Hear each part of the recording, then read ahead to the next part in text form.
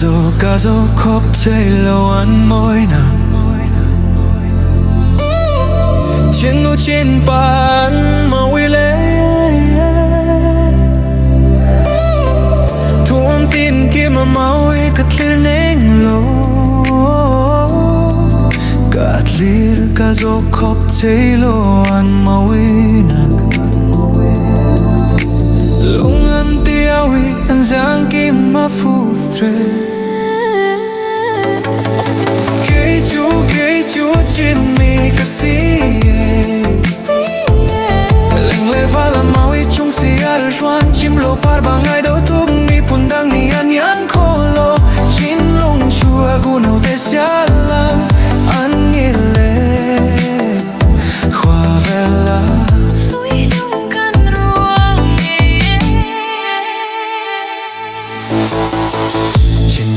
Nak lang tertumino an hong to chang sum tu rauna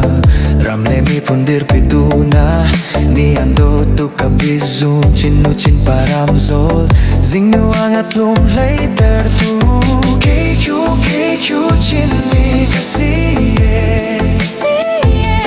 leng le valan maui chung si ar huan chim lo par bangai do tu mi pundang mi an yang kolo chin lung chua kuno Sialang ang ngile Hoa vela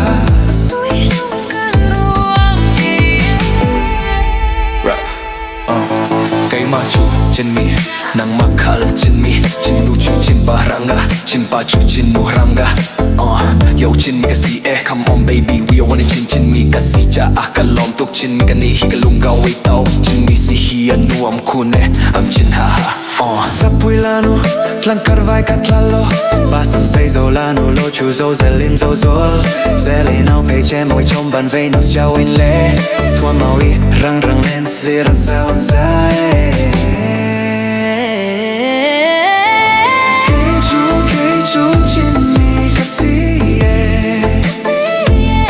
Leng le valan maui chung si aran ruan chim lo par bangai do tu mi pundang mi an yang kolo Chin lung chua kuno te sialang ang ngile Hoa vela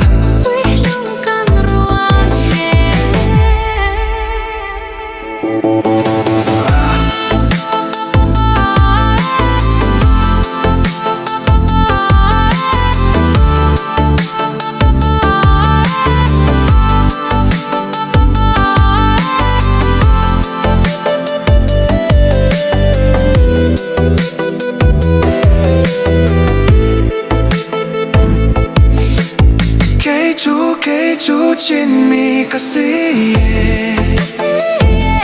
Leng le valan maui chung si ar huan chim lo par bangai do tuk mi pundang mi an yang kolo Chin lung chua kuno te siya